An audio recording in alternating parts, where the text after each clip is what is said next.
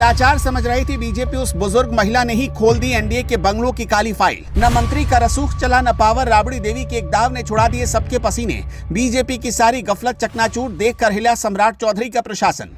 बिहार की राजनीति में बीजेपी ने सबसे बड़ी गलती कर दी राबड़ी देवी को हल्के में लेकर।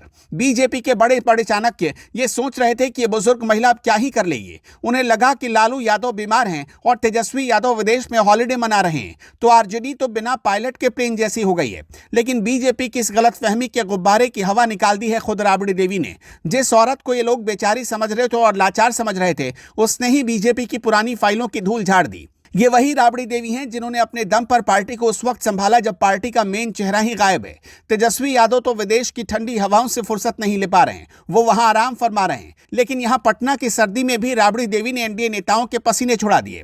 आरजेडी के इस नए तेवर ने सबको हैरान कर दिया है। ये जो अचानक से नेताओं के सरकारी बंगलों पर हमला हुआ, ये कोई इत्तेफाक नहीं है। राबड़ी देवी शांत बैठी थी, उनसे उनका बंगला जबरन खाली करवाया गया। तभी से राबड़ी देवी बहुत गुस्से में आग बबूला हो गई और फिर सारा खेल रचा गया। इसके पीछे सीधा दिमाग राबड़ी देवी का है। खबर है कि राबड़ी देवी ने ही पार्टी के प्रवक्ताओं को टाइट किया और कहा कि अब डिफेंसिव खेलना बंद करो और फ्रंट फुट पर आकर बैटिंग करो। उन्होंने साफ कह दिया कि अगर बीजेपी और जेडीयू के नेता नियम तोड़ रहे हैं तो उनकी पोल खोल दो। तेजस्वी यादव होते तो शायद मामला ठंडा रहता या वो एक प्रेस कॉन्फ्रेंस करके चुप हो जाते। लेकिन राबड़ी देवी ने अपने पुराने अंदाज में कैडर को चार्ज कर दिया। उन्होंने बता दिया कि मेरा बेटा भले ही छुट्टी मना रहा हो, पर मां अभी भी मैदान में डटी हुई है और विरोधियों को छठी का दूध याद दिलाने के लिए काफी है।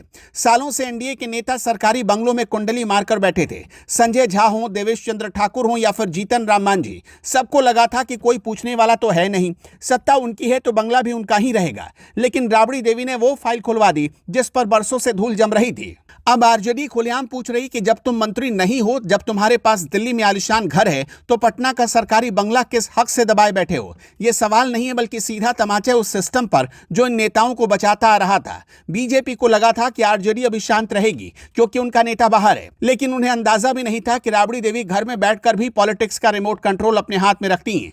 जरा सोचिए, ये काम तो तेजस्वी यादव का था, पार्टी उनकी है, चेहरा वो है, तो सड़क पर संघर्ष भी उन्हें करना चाहिए था। लेकिन वो तो 7 समंदर पार मौज मस्ती में बिजी हैं। उन्हें पॉलिटिक्स से ब्रेक चाहिए था। ऐसे नाजुक वक्त में जब दुश्मन चौकन्ना हो, तब नेता का गायब होना पार्टी के लिए सुसाइड जैसा होता है। लेकिन दाद देनी पड़ेगी इस बुजुर्ग महिला की जिसने बेटे की कमी खलने नहीं दी। उल्टा उन्होंने बेटे से ज्यादा अग्रेसिव पॉलिटिक्स करके दिखा दी। राबड़ी देवी ने अपने कार्यकर्ताओं को जगा दिया जो तेजस्वी के जाने के बाद सो गए थे। उन्होंने मैसेज दे दिया कि अगर हम पर हमला करोगे तो हम पुरानी फाइलें खोलकर तुम्हारा कच्चा चिट्ठा बाहर ला देंगे। अब बीजेपी वाले सोच रहे हैं कि काश तेजस्वी ही रहते तो इतना हमला तो नहीं होता। राबड़ी देवी ने तो सीधे नस पर ही हाथ रख दिया है।